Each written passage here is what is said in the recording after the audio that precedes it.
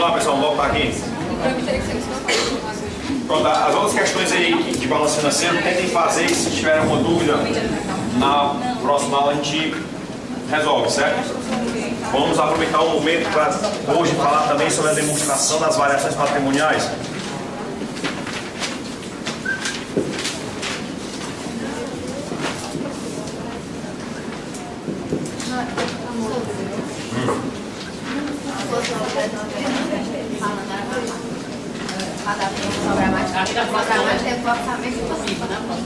É porque eu tenho medo, sabe de quê?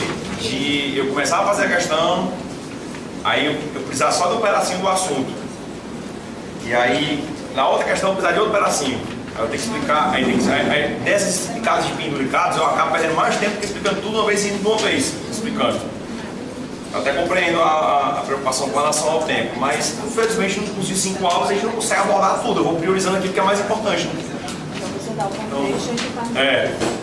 Eu prefiro pensar dessa forma. Eu até compreendo, certo?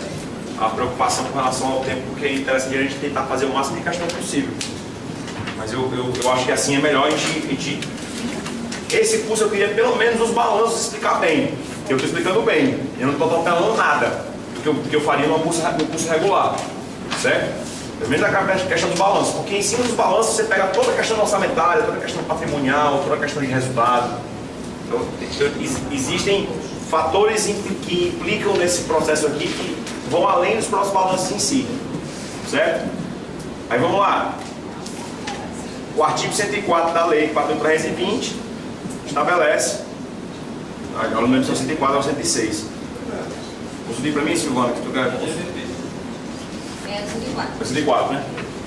O artigo 104 da Lei 4.320 fala sobre a necessidade do governo elaborar uma demonstração que demonstre, uma demonstração contábil que evidencie as variações patrimoniais resultantes e independentes da execução orçamentária e que apure o resultado patrimonial do exercício. Olha que visão que a lei nos coloca. A demonstração das variações patrimoniais precisa evidenciar as variações patrimoniais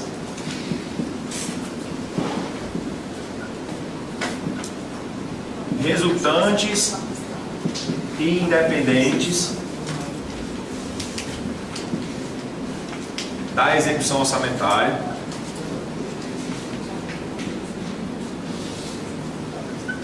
e, em cima disso, nos dá a condição de evidenciar o resultado patrimonial do exercício.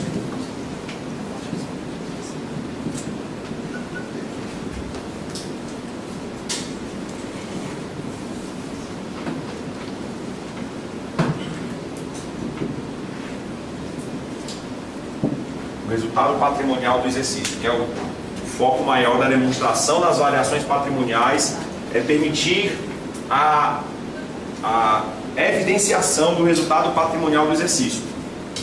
Só que aqui temos um detalhe, né? Porque a lei manda que sejam destacadas as variações que decorrem do orçamento e aquelas que independem do orçamento.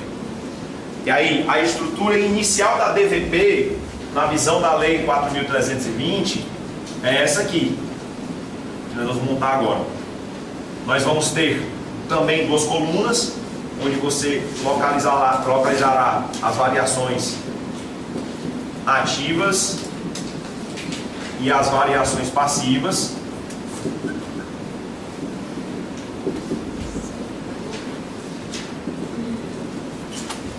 E aí nós teríamos aqui que, para atender o que dispõe a lei, criar 2 grandes departamentos aqui dentro da DVP.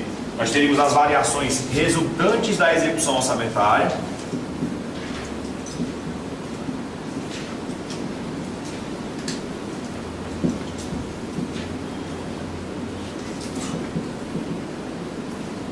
e nós teríamos as independentes da execução orçamentária.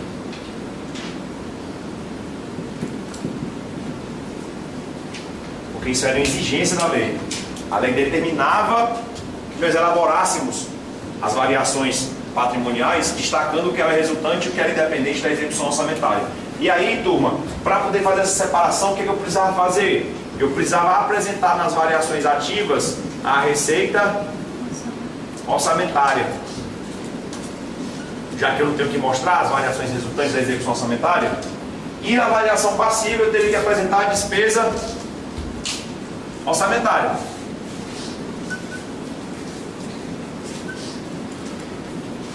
Certo? Aqui nós encaramos nosso primeiro problema com relação à visão que a contabilidade pública tem nos moldes da Lei 4.320 e a visão que será apresentada a nós no Manual de Contabilidade Aplicada ao Setor Público, que a DVP basicamente considera as variações patrimoniais aumentativas e as variações patrimoniais diminutivas pelo regime de competência, ambas apresentadas pelo regime de competência, sem inclusive criar qualquer tipo de hierarquia entre a execução orçamentária e os fatos independentes da execução orçamentária.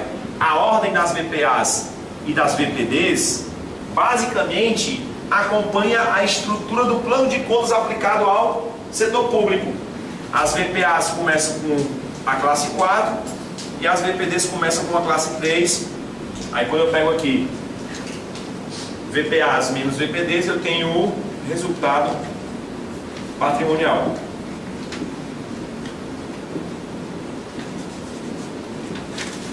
A ordem, a estruturação das VPAs e das VPDs segue justamente a codificação das contas do plano de contas aplicado ao setor público, que não leva em consideração aspectos orçamentários ou extra-orçamentários. Por exemplo, a VPA, ele vai lá, impostos, taxas e contribuições de melhoria, benefícios previdenciários, contribuições, empresário é despesa, contribuições, exploração, venda de bens e serviços. Ele vai montando as VPAs sem levar em consideração orçamento, elas vão seguir na ordem do plano de contas. E na despesa, pessoal e encargos, benefícios previdenciários, consumo de capital fixo. Aí vai citando as VPDs. Não tem nenhuma hierarquia nas contas de VPAs e VPDs. É uma DRE acompanhando a lógica do plano de contas. Nessa visão da DVP na 4.320, não. A gente tem que hierarquizar o que é orçamentário e o que é independente da execução orçamentária. Aí nós temos o primeiro problema. Por quê? Porque orçamentariamente falando, nem toda receita orçamentária produz variação ativa. E nem toda despesa orçamentária produz variação passiva. Por exemplo, uma receita orçamentária que não produz variação patrimonial aumentativa é o recebimento de operações de crédito. É receita orçamentária? É. De capital. Gera aumento no patrimônio? Não, porque a contrapartida é uma dívida. Na despesa, quando eu adquiro material de consumo, é despesa orçamentária? É. Mas gera variação diminutiva? Não, porque eu tenho como contrapartida a entrada de um estoque. Porém, como a Lei 4.320 obrigava que a DVP apresentasse toda a receita orçamentária e toda a despesa orçamentária, e qual é o objetivo mesmo de apresentar a receita e a despesa orçamentária da DVP? Já falamos aqui. Permitir que você possa compatibilizar esse saldo com os demais demonstrativos, que são quem? Balanço orçamentário e balanço financeiro. O resultado orçamentário do balanço orçamentário é igual ao resultado orçamentário do balanço financeiro, que é igual ao resultado orçamentário da DVP na visão da Lei 4.320. O problema de você inserir em demonstração que calcula resultado patrimonial transações orçamentárias é porque existem transações orçamentárias que não geram variações patrimoniais aumentativas e diminutivas, tanto na receita quanto na despesa. Por isso é importante nesse momento você saber diferenciar quais são as receitas e despesas que alteram o patrimônio quantitativamente e quais são as que não alteram o patrimônio quantitativamente, gerando apenas variações permutativas, apenas fatos permutativos. E para isso eu preciso conhecer a classificação da receita e da despesa quanto à efetividade. Receitas e despesas efetivas promovem alterações quantitativas no patrimônio. Receitas e despesas não efetivas não provocam alterações quantitativas no patrimônio. Na visão da Lei 4.320, todas as transações efetivas e não efetivas eram contabilizadas. Na visão das novas normas de contabilidade aplicadas ao setor público, somente as transações efetivas são contabilizadas com variações. O que eu estou querendo dizer com isso para vocês? Quando eu contabilizo a receita de impostos é uma receita orçamentária. Ela é efetiva? Sim. Vai aparecer imposto aqui também? Vai. Quando eu contabilizo rendimentos de aplicações financeiras, é receita efetiva? É. Vai aparecer aqui? Vai. Vai aparecer aqui também? Vai. Quando eu contabilizo a alienação de bens, vai aparecer aqui? Vai. Mas vai aparecer aqui a alienação de bens? Não. Por quê? Porque a alienação de bens é uma receita não efetiva. Operações de crédito obtidas vai aparecer aqui? Vai. Vai aparecer aqui? Não. Porque a operação de crédito é uma receita não efetiva. Do lado da despesa, a despesa com o pessoal vai aparecer aqui? Vai, porque é despesa efetiva. E aqui também vai aparecer? Vai, porque é despesa efetiva. Serviço terceiros de pessoa jurídica, vai aparecer aqui? Despesa orçamentária efetiva. Vai aparecer aqui também? Vai. Aqui são materiais de consumo, vai aparecer aqui? Vai. Mas aqui vai aparecer? Não. Porque não é despesa efetiva. Portanto, aqui nós apresentamos as despesas efetivas e não efetivas. Aqui só vão aparecer as despesas efetivas. Aqui vão aparecer as receitas efetivas e não efetivas. Aqui só vão aparecer as receitas efetivas. Mas, professor, como é que a DVP pode bater tendo informação aqui que não tem aqui?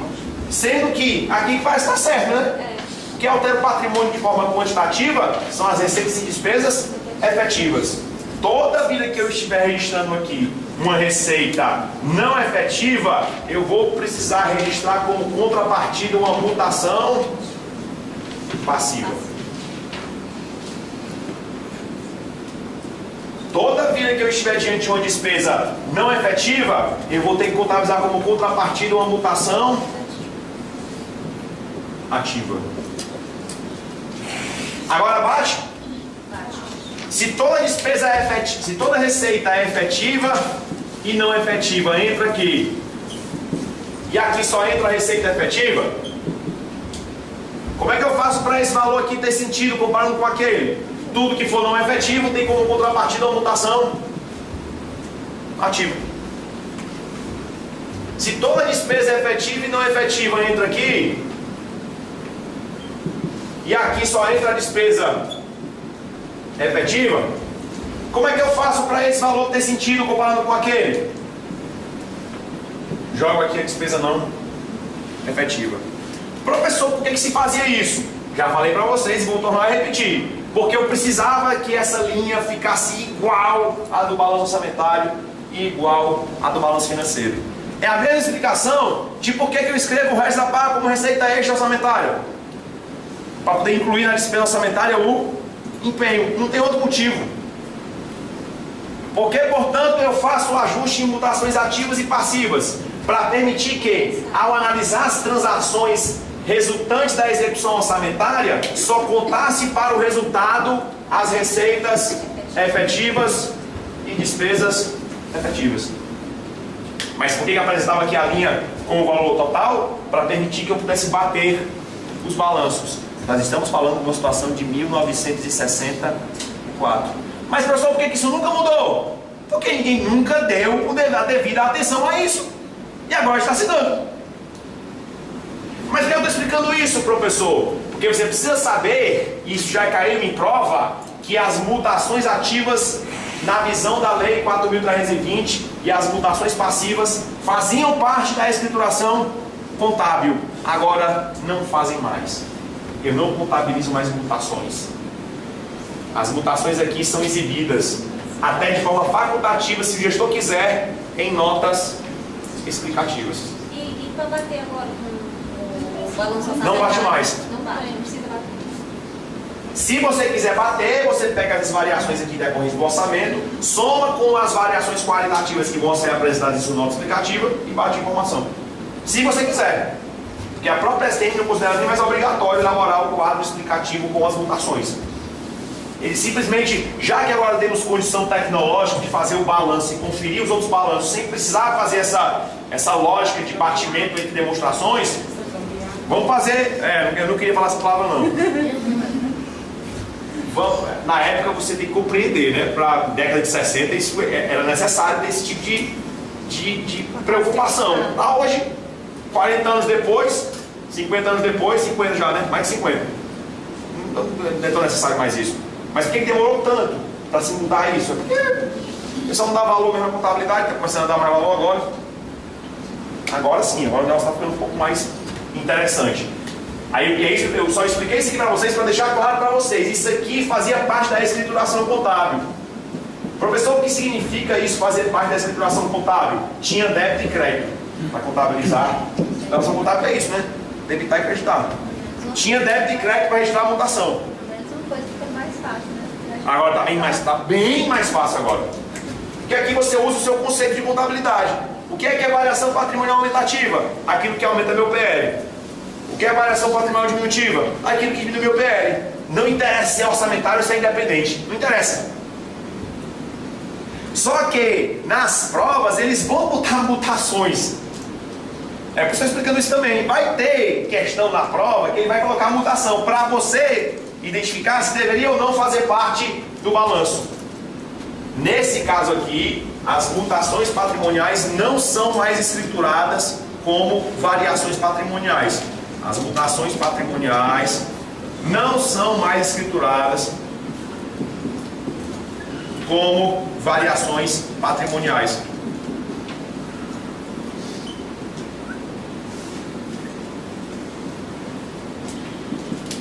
Elas podem ser exibidas de forma facultativa. Isso aqui é facultativa em notas explicativas. E para deixar o negócio mais interessante, isso aqui ainda é facultativo. O governo quer ainda assim, quer fazer com que a variação patrimonial junto com a mutação bata com a execução orçamentária, ele pode montar uma nota explicativa para refazer essa composição aqui, que agora não aparece mais. Você não pode mais pegar a DVP, pegar o resultado, as informações da DVP e comparar com o orçamentário e com o financeiro. Não dá mais esse modelo aqui. Mas você pode montar um quadro explicativo para fazer isso, se você quiser. Certo? E as variações independentes da execução orçamentária, turma, que também eram destacadas, elas eram divididas em acréscimos e decréscimos patrimoniais.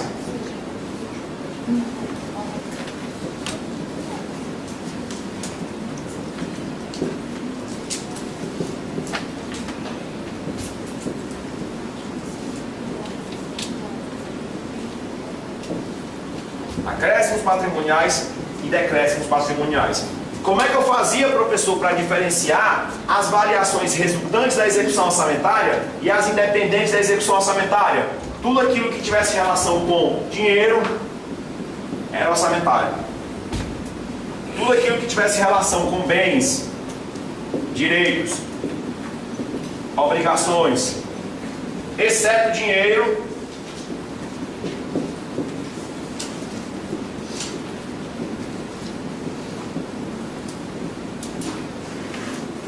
entrava nas independentes da execução orçamentária. Recebi imposto, resultante. Recebi taxa, resultante. Paguei, empenhei despesa com pessoal, resultante. Empenhei serviços terceiros, resultante. Recebi doação em dinheiro, resultante. Recebi doação em bens, independente. Depreciação, independente. Reavaliação, independente. Variações cambiais de qualquer espécie, independente. Morreu o semovente, um bichinho que o governo cria, independente. Nasceu o semovente, independente. Não é isso? É justamente isso aqui. Quando eu tenho uma superveniência é porque aumentou alguma coisa. Quando eu tenho insubsistência é porque diminuiu alguma coisa. Se a superveniência provoca acréscimo, mas a superveniência pode provocar decréscimo. A análise é toda em cima do que vai estar acontecendo. Variação cambial passiva. É uma superveniência ou uma insubsistência? Passiva é insubsistência. Variação cambial passiva. O que é a variação cambial passiva? Está aumentando o passivo. A dívida aumentou porque aumentou a relação da moeda nacional com a moeda estrangeira, a qual a dívida está atrelada. A dívida aumentou ou diminuiu? Aumentou. Superveniência. Passiva. Essa superveniência aumentou o patrimônio ou diminuiu? Diminuiu. É a decréscimo patrimonial. Então, a relação da superveniência e da insubsistência é com o fato que está acontecendo, certo? Se eu estou aumentando o patrimônio, é superveniência. Se está diminuindo o patrimônio, é insubsistência. Mas eu posso ter uma diminuição de patrimônio por uma superveniência. Eu tenho que analisar caso a caso para descobrir. Certo? Mas aqui eu não tenho mais esse problema de superveniência e subsistência, porque eu estou usando o regime de competência. Tudo que aumentar o patrimônio é VPA, tudo que diminuir o patrimônio é VPD. Realmente eu concordo com você. Essa visão de analisar a demonstração está bem mais fácil. Certo? O único detalhe que eu quero aqui enfatizar é porque se por acaso ele colocar fatos permutativos na análise, eles entravam nessa composição. Nessa que não entram mais. Aqui é regime de competência. Certo? Como é que eu faço para descobrir que tem uma VPA, professor? Aí eu aplico os princípios de contabilidade, né? Aumentou um ativo, sem aumentar nenhuma contraprestação no próprio ativo ou no passivo, só pode aumentar o PL. VPA. Diminuiu o passivo, mas não diminuiu nenhum elemento do ativo e do passivo, só pode aumentar o PL. VPA. Variação patrimonial aumentativa. Aqui na VPD, aumentou o passivo, mas não mexeu com nenhum outro elemento de ativo e passivo, só tem uma forma de mexer, diminuir o PL. VPD. Diminuiu o ativo, não mexeu em nenhum outro ativo ou passivo, só pode mexer no PL diminuindo. VPD. Só é possível registrar VPAs ou VPDs em virtude dessas 4 situações. É só você aplicar elas que você descobre quando é que é VPA e quando é que é VPD. E é isso que a gente vai fazer a partir de agora.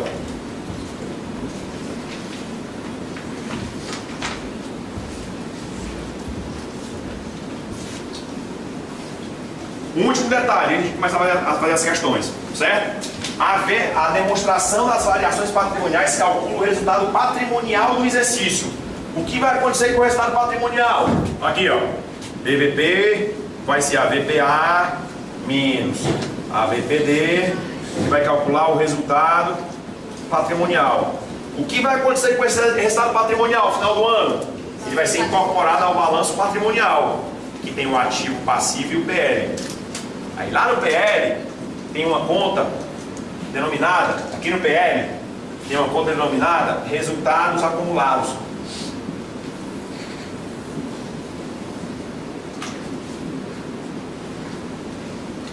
O que vai acontecer com esse resultado aqui? Vem pra cá. Se ele for positivo, soma aos resultados acumulados. Se ele for negativo, diminui os resultados acumulados. E aí nas provas eles dizem o seguinte: o resultado patrimonial do exercício, ele se incorpora ao saldo patrimonial do balanço patrimonial. Verdade? Verdade. O patrimônio líquido também é chamado de saldo patrimonial. Onde é que eu encontro o saldo patrimonial? Do balanço patrimonial. Onde é que eu encontro o resultado patrimonial? Na DVP. Quem vai ganhar na sua prova? A DVP demonstra as variações patrimoniais aumentativas e diminutivas e calcula o saldo patrimonial. Certo ou errado? Errado. O saldo patrimonial você encontra no balanço patrimonial, porque ele é acumulado. O resultado patrimonial do exercício é que você encontra na DVP e ele será incorporado ao balanço patrimonial, aumentando ou diminuindo. Se o resultado for positivo, aumenta o resultado acumulado. Se o resultado for negativo, diminui o resultado acumulado. Certo? Pronto. Agora dá pra gente ver aqui algumas questões. E aqui não tem segredo para nós. Teria segredo se fosse o modelo antigo. Aqui não tem segredo não, aqui é regime de competência.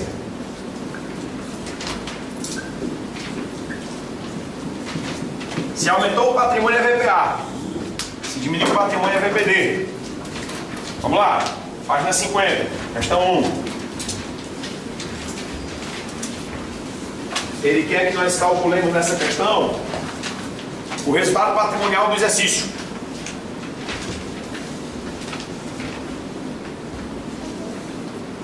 Bicho, das transações. Tá faltando, ó. Foi mal. Não acredito nisso. Esqueci de botar. Eu vou descobrir porque que eu não botei e eu trago para vocês na próxima aula. Vamos para a segunda. A compra a prazo de um veículo por um órgão público, de acordo com as definições contidas nas normas brasileiras de contabilidade aplicadas ao setor público, se classifica como compra a prazo de um veículo, variação patrimonial qualitativa. Como é que é o lançamento contábil da compra de um veículo? Debita os veículos e crédito passivo na liquidação, né? E quando eu pagar o passivo, vai ser debita passivo, acredita banco. Na liquidação da despesa vai ser esse lançamento aqui. Esse aqui é feito no pagamento. Mexeu com passivo e com ativo. Alterou o PL? Não. Variação patrimonial qualitativa. Quando altera o PL, ou é quantitativa aumentativa, ou é quantitativa diminutiva. Aqui não dá tempo para fazer as coisas mesmo, não. Dizer não, vai me tirar a foto, né? Pergunta de mutação, já não bota errado. Não, mutação e variação qualitativa é a mesma coisa. É. Não tem mais. Né? Porque não existe mutação patrimonial aumentativa. Para início de conversa. Mutação patrimonial é mutação patrimonial. E mutação patrimonial qualitativa é uma redundância, porque ela já é qualitativa. Então aqui é o erro de português, não é? Está faltando coerência no texto. A palavra que se usa na doutrina é variação patrimonial qualitativa, e nesse caso aqui são variações patrimoniais quantitativas. Pronto, eu acho que a 3 tem os dados para a gente fazer a conta. Pronto, ele quer o resultado patrimonial do exercício. Ele me deu o balanço patrimonial, não sei para quê. Porque eu só preciso das transações, né? Aqui, pessoal, provavelmente ele vai ter que se preocupar com o seguinte. Ele está dando aqui arrecadações de receitas, empenhos, liquidações e pagamentos de despesa. No caso, ele nem me deu liquidação, né? Deu não, né? Porque aqui eu precisaria encontrar qual é o momento mais adequado para registrar a variação patrimonial aumentativa e a variação patrimonial diminutiva, certo? Eu preciso analisar o fato gerador das operações. A arrecadação não é fato gerador em geral de variações patrimoniais aumentativas. O fato gerador geralmente ocorre quando? Quando eu reconheço o direito a receber. E o reconhecimento do direito a receber, por exemplo, de receita patrimonial. A receita patrimonial eu nem digo muito não, porque se for uma aplicação financeira, é no momento que você contabiliza a aplicação financeira. Mas se é, por exemplo, um serviço prestado, é no momento que o serviço é prestado, independente de eu ter recebido por ele. Então eu preciso na questão ler se existe alguma informação que me remete ao fato gerador da operação. Se não tiver, que me parece que é o caso dessa questão, aí eu vou ter que utilizar lá as bases da DVP na visão antiga, o que não seria adequado. Era melhor ele ter virado a página e ter cobrado tudo pelo fato gerador. Mas pelo que eu estou vendo aqui, ele não fez isso, certo? Então o que é que eu vou considerar VPA, mesmo sem ser? Quando ocorrer a arrecadação. Eu não tenho a informação sobre o fato gerador. E o que é que seria a VPD? Era para ser a liquidação. Empenho não gera fato contábil. Empenho é apenas registro de um controle, de um compromisso a pagar. Somente quando a despesa fosse liquidada, porque a liquidação não é que reconhece a obrigação por parte do Estado. Então a liquidação é o momento para se registrar a VPD. Mas pelo que eu estou vendo aqui, não tem liquidação registrada. Só bota pagamento, né? Empenho e pagamento. Ou seja, está misturando tudo aqui, né? Aí vai ter o quê? Vamos analisando caso por caso para descobrir, né? Aí vamos lá. Arrecadação de receitas patrimoniais. Ele não me disse se ocorreu ou não o fato gerador, mas eu preciso preencher, né? Se tiver ocorrido o fato gerador, entra aqui? Sim. Entra. Por quê? Porque a arrecadação de receitas patrimoniais é uma receita efetiva. Todas as receitas correntes são efetivas. Todas, exceto uma. Qual é? A arrecadação da dívida ativa. Por quê? Porque a arrecadação da dívida ativa precede de uma inscrição. E quando eu arrecado a dívida ativa, eu baixo o direito a receber, gerando um fato permutativo. Então, o que aparecer aqui de receita corrente, pode marcar elas como efetivas que vão entrar na DPA, exceto se for a arrecadação da dívida ativa. Aí vamos lá. Empenho com despesa com pessoal em encargos, 370. O ideal seria que tivesse liquidação com o pessoal em encargos, porque a liquidação é quem gera a VPD. Mas como não tem, eu vou pressupor que esse empenho vai ser liquidado. Certo? E pessoal em encargos é uma despesa efetiva ou não efetiva? Efetiva. Todas as despesas correntes são efetivas, exceto a aquisição de material de consumo e o que nós chamamos de adiantamentos. O que são os adiantamentos? São as despesas que eu pago antecipadamente ao seu fato gerador. Nós temos basicamente 3 tipos de adiantamentos como despesas correntes, que são a liberação de suprimento de fundos. O que é o suprimento de fundos? É eu pegar dinheiro do tesouro e repassar para um servidor executar a despesa por mim, governo. Eu adianto dinheiro para ele. Orçamentariamente tem despesa quando eu libero o suprimento de fundos? Tem. É uma despesa corrente. Mas já tem despesa do ponto de vista patrimonial quando eu libero o suprimento de fundos? Não. Porque o servidor vai usar o suprimento, vai juntar os documentos que comprovam o uso do suprimento, depois ele presta contas do suprimento de fundos. Ao prestar contas do suprimento e o governo receber os documentos que comprovam a despesa, aí o governo vai baixar o suprimento transformando-o em VPD, com base nos documentos que foram entregues. Esse é um caso de adiantamento. Outro caso de adiantamento, a assinatura de jornais e revistas. Geralmente, quando você assina o periódico, você paga pelo contrato inteiro, que te dá o direito de receber os periódicos durante o período daquele. Vamos lá, pessoal, vamos voltar aqui. Pronto, as outras questões aí de balanço financeiro, tentem fazer, se tiver alguma dúvida, na próxima aula a gente resolve, certo? Vamos aproveitar o momento para hoje falar também sobre a demonstração das variações patrimoniais.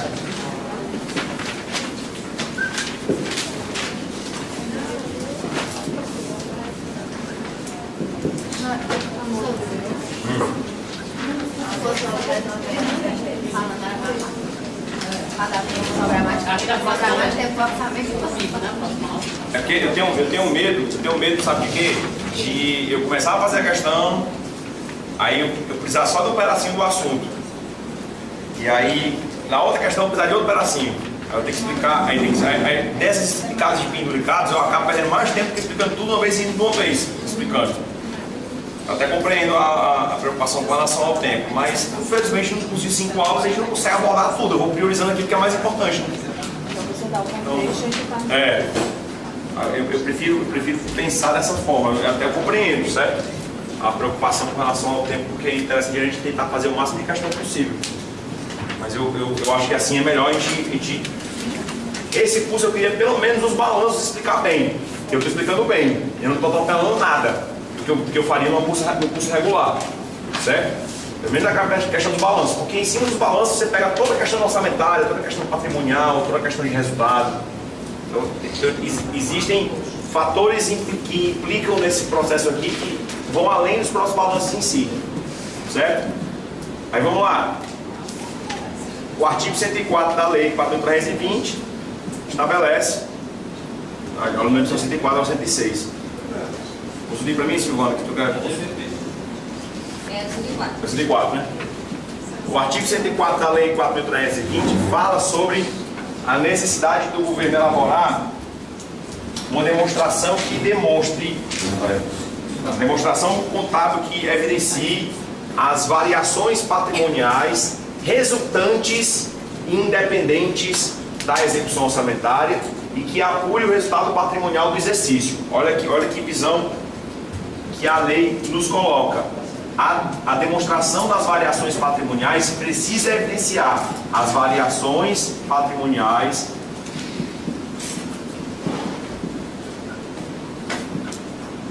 resultantes e independentes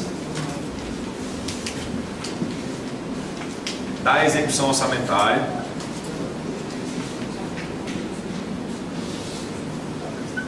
e, em cima disso, nos dá a condição de evidenciar o resultado patrimonial do exercício.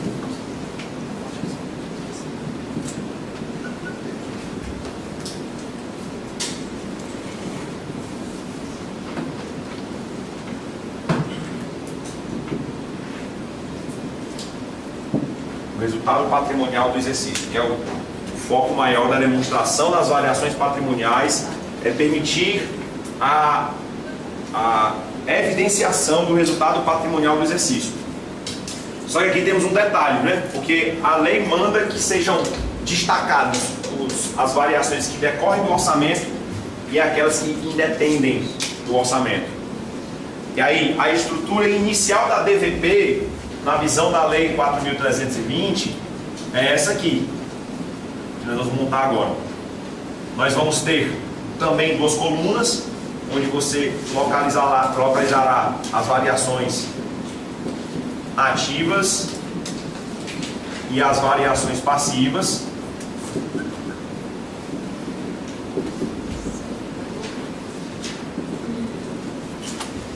E aí nós teríamos aqui que, para atender o que dispõe a lei, criar dois grandes departamentos aqui dentro da DVP. Nós teríamos as variações resultantes da execução orçamentária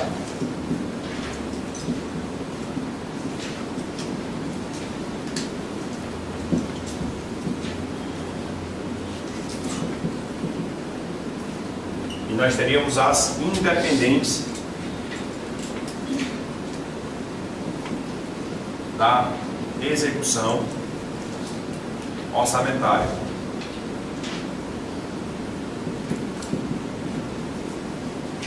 Porque isso era uma exigência da lei. A lei determinava que nós elaborássemos as variações patrimoniais, destacando o que era resultante e o que era independente da execução orçamentária. E aí, turma, para poder fazer essa separação, o que eu precisava fazer? Eu precisava apresentar nas variações ativas a receita orçamentária, já que eu não tenho que mostrar as variações resultantes da execução orçamentária. E na variação passiva eu teria que apresentar a despesa orçamentária.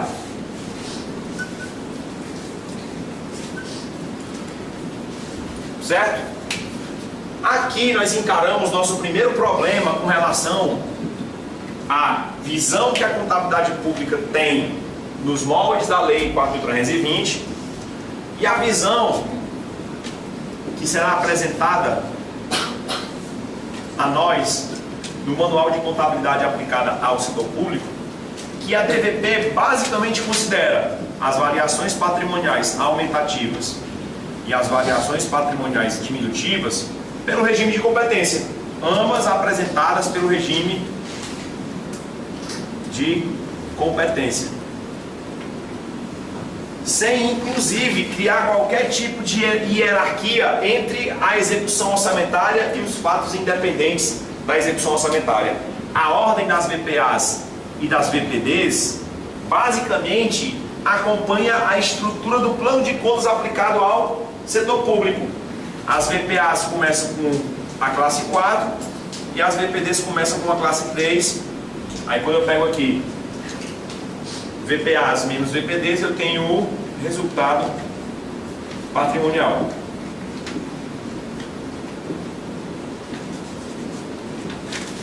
A ordem, a estruturação das VPAs e das VPDs segue justamente a codificação das contas do plano de contas aplicado ao setor público, que não leva em consideração aspectos orçamentários ou extra-orçamentários. Por exemplo, A VPA, ele vai lá, impostos, taxas e contribuições de melhoria, benefícios previdenciários, contribuições, previdenciário é despesa, contribuições, exploração, venda de bens e serviços. Ele vai montando as VPAs sem levar em consideração o orçamento, elas vão seguir na ordem do plano de contas. E na despesa, pessoal e encargos, benefícios previdenciários, consumo de capital fixo. Aí vai citando as VPDs. Não tem nenhuma hierarquia nas contas de VPAs e VPDs. É uma DRE acompanhando a lógica do plano de contas. Nessa visão da DVP na 4.320, não. A gente tem que hierarquizar o que é orçamentário e o que é independente da execução orçamentária. Aí nós temos o primeiro problema. Por quê? Porque orçamentariamente falando, nem toda receita orçamentária produz variação ativa. E nem toda despesa orçamentária produz variação passiva. Por exemplo, uma receita orçamentária que não produz variação patrimonial aumentativa é o recebimento de operações de crédito. É receita orçamentária? É. De capital. Gera aumento no patrimônio? Não, porque a contrapartida é uma dívida. Na despesa, quando eu adquiro material de consumo, é despesa orçamentária? É. Mas gera variação diminutiva? Não, porque eu tenho como contrapartida a entrada de um estoque. Porém, como a Lei 4.320 obrigava que a DVP apresentasse toda a receita orçamentária e toda a despesa orçamentária, e qual é o objetivo mesmo de apresentar a receita e a despesa orçamentária da DVP? Já falamos aqui. Permitir que você possa compatibilizar esse saldo com os demais demonstrativos, que são quem? Balanço orçamentário e balanço financeiro. O resultado orçamentário do balanço orçamentário é igual ao resultado orçamentário do balanço financeiro, que é igual ao resultado orçamentário da DVP na visão da Lei 4.320. O problema de você inserir em demonstração que calcula resultado patrimonial transações orçamentárias é porque existem transações orçamentárias que não geram variações patrimoniais aumentativas e diminutivas, tanto na receita quanto na despesa. Por isso é importante nesse momento você saber diferenciar quais são as receitas e despesas que alteram o patrimônio quantitativamente e quais são as que não alteram o patrimônio quantitativamente, gerando apenas variações permutativas, apenas fatos permutativos. E para isso eu preciso conhecer a classificação da receita e da despesa quanto à efetividade. Receitas e despesas efetivas promovem alterações quantitativas do patrimônio. Receitas e despesas não efetivas não provocam alterações quantitativas no patrimônio. Na visão da Lei 4.320, todas as transações efetivas e não efetivas eram contabilizadas. Na visão das novas normas de contabilidade aplicadas ao setor público, somente as transações efetivas são contabilizadas como variações. O que eu estou querendo dizer com isso para vocês? Quando eu contabilizo a receita de impostos é uma receita orçamentária. Ela é efetiva? Sim. Vai aparecer imposto aqui também? Vai. Quando eu contabilizo rendimentos de aplicações financeiras, é receita efetiva? É. Vai aparecer aqui? Vai. Vai aparecer aqui também? Vai. Quando eu contabilizo a alienação de bens, vai aparecer aqui? Vai. Mas vai aparecer aqui a alienação de bens? Não. Por quê? Porque a alienação de bens é uma receita não efetiva. Operações de crédito obtidas vai aparecer aqui? Vai. Vai aparecer aqui? Não. Porque a operação de crédito é uma receita não efetiva. Do lado da despesa, a despesa com o pessoal vai aparecer aqui? Vai, porque é despesa efetiva. E aqui também vai aparecer? Vai, porque é despesa efetiva. Serviço terceiros de pessoa jurídica, vai aparecer aqui? Despesa orçamentária efetiva. Vai aparecer aqui também? Vai. Aqui são material de consumo, vai aparecer aqui? Sim. Vai. Mas aqui vai aparecer? Não. Porque não é despesa efetiva. Portanto, aqui nós apresentamos as despesas efetivas e não efetivas. Aqui só vão aparecer as despesas efetivas. Aqui vão aparecer as receitas efetivas e não efetivas. Aqui só vão aparecer as receitas efetivas. Mas professor, como é que a DVP pode bater tendo informação aqui que não tem aqui? Sendo que aqui parece estar certo, né? Que altera o patrimônio de forma quantitativa são as receitas e despesas efetivas. Toda vida que eu estiver registrando aqui uma receita não efetiva, eu vou precisar registrar como contrapartida uma mutação passiva. Toda vida que eu estiver diante de uma despesa não efetiva, eu vou ter que contabilizar como contrapartida uma mutação ativa. Agora bate? Se toda despesa é efetiva, se toda receita é efetiva e não efetiva, entra aqui. E aqui só entra a receita efetiva. Como é que eu faço para esse valor aqui ter sentido comparando com aquele? Tudo que for não efetivo tem como contrapartida uma mutação ativa. Se toda despesa é efetiva e não efetiva entra aqui, e aqui só entra a despesa efetiva, como é que eu faço para esse valor ter sentido comparando com aquele? Jogo aqui a despesa não efetiva. Professor, por que se fazia isso? Já falei para vocês e vou tornar a repetir. Porque eu precisava que essa linha ficasse igual à do balanço orçamentário e igual à do balanço financeiro.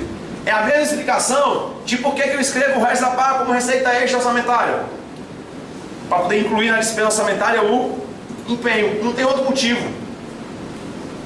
Porque, portanto, eu faço o ajuste em mutações ativas e passivas para permitir que, ao analisar as transações resultantes da execução orçamentária, só contasse para o resultado as receitas efetivas e despesas efetivas.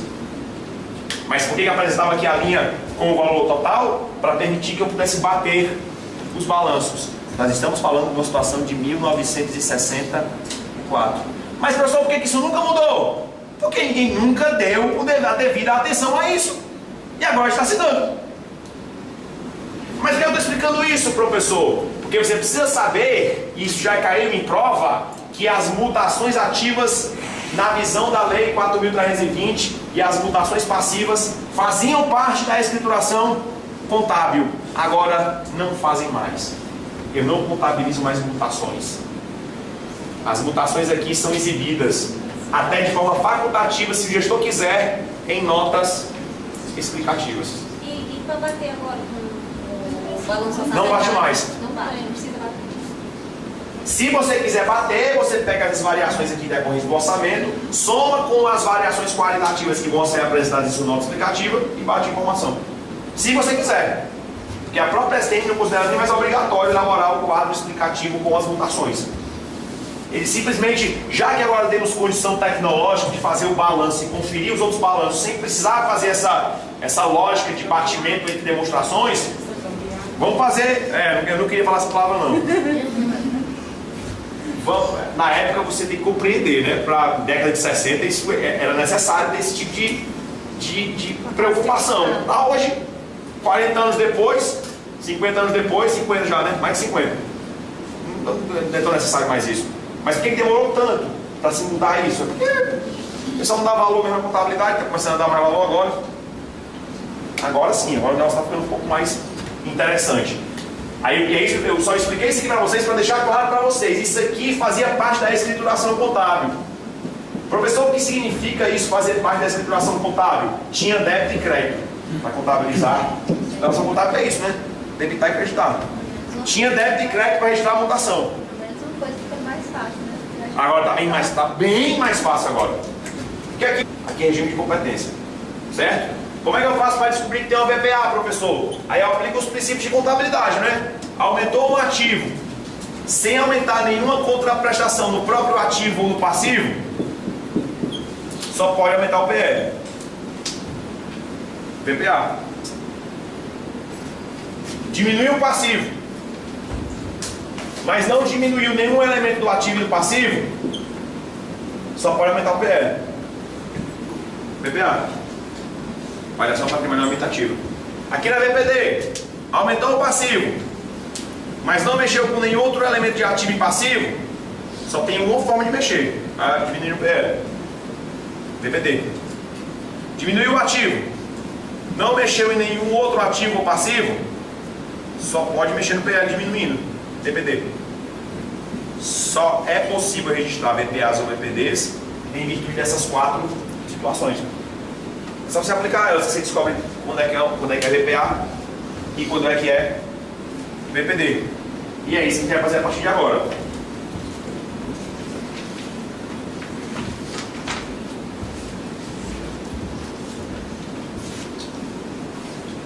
Um último detalhe, a gente começa a fazer as questões, certo? A demonstração das variações patrimoniais calcula o resultado patrimonial do exercício. O que vai acontecer com o resultado patrimonial? Aqui, ó. DVP vai ser a VPA menos a VPD, que vai calcular o resultado patrimonial. O que vai acontecer com esse resultado patrimonial no final do ano? Ele vai ser incorporado ao balanço patrimonial, que tem o ativo, passivo e o PL.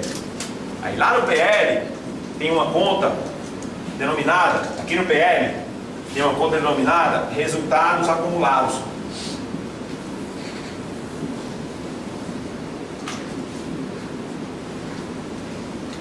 O que vai acontecer com esse resultado aqui? Vem pra cá. Se ele for positivo, soma aos resultados acumulados. Se ele for negativo, diminui os resultados acumulados. E aí nas provas eles dizem o seguinte: o resultado patrimonial do exercício, ele se incorpora ao saldo patrimonial do balanço patrimonial. Verdade? Verdade. O patrimônio líquido também é chamado de saldo patrimonial. Onde é que eu encontro o saldo patrimonial? Do balanço patrimonial. Onde é que eu encontro o resultado patrimonial? Na DVP. Quem vai ganhar na sua prova? A DVP demonstra as variações patrimoniais aumentativas e diminutivas e calcula o saldo patrimonial. Certo ou errado? Errado. O saldo patrimonial você encontra no balanço patrimonial, porque ele é acumulado. O resultado patrimonial do exercício é que você encontra na DVP e ele será incorporado ao balanço patrimonial, aumentando ou diminuindo. Se o resultado for positivo, aumenta o resultado acumulado.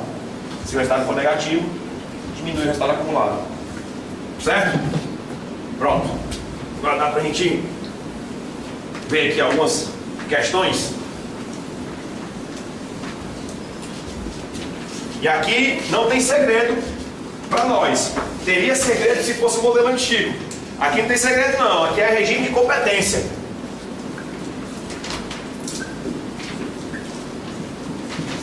Se aumentou o patrimônio é VPA. Se diminuiu o patrimônio é VPD. Vamos lá, página 50, questão 1. Ele quer que nós calculemos nessa questão o resultado patrimonial do exercício.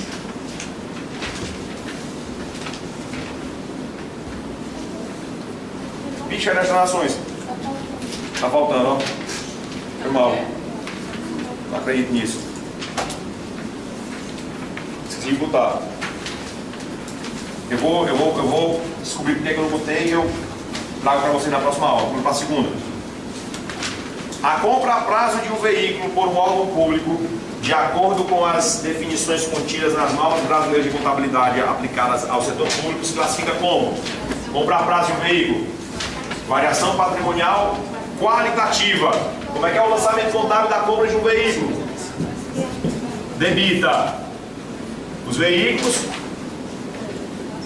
e crédito passivo na liquidação, né? E quando eu pagar o passivo, vai ser debita passivo, credita banco. Na liquidação da despesa vai ser esse lançamento aqui. Esse aqui é feito no pagamento.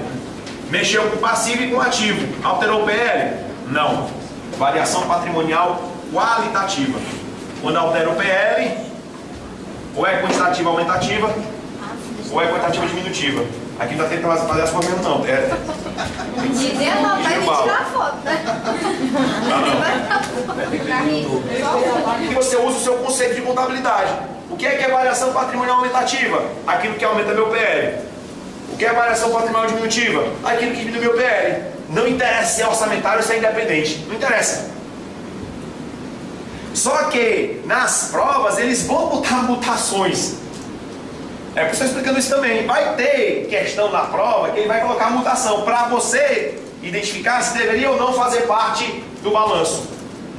Nesse caso aqui, As mutações patrimoniais não são mais escrituradas como variações patrimoniais.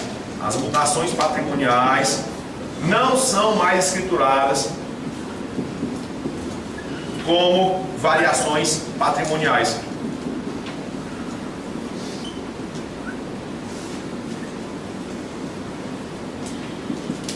Elas podem ser exibidas de forma facultativa. Isso aqui é facultativa em notas explicativas. E para deixar o negócio mais interessante, isso aqui ainda é facultativo. O governo que ainda assim quer fazer com que a variação patrimonial junto com a mutação bata com a execução orçamentária, ele pode montar uma nota explicativa para refazer essa composição aqui, que agora não aparece mais. Você não pode mais pegar a DVP, pegar o resultado, as informações da DVP e comparar com o orçamentário e com o financeiro. Não dá mais esse modelo aqui. Mas você pode montar um quadro explicativo para fazer isso, se você quiser. Certo? E as variações independentes da execução orçamentária, turma, que também eram destacadas, elas eram divididas em acréscimos e decréscimos patrimoniais.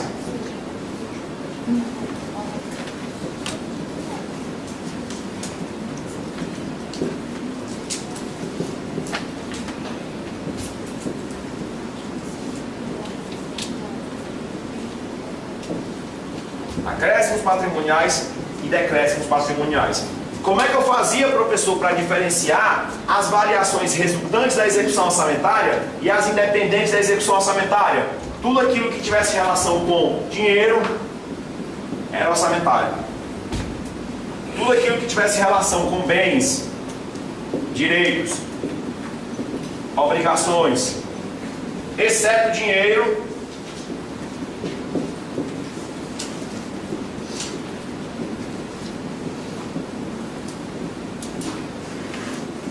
entrava nas independentes da execução orçamentária.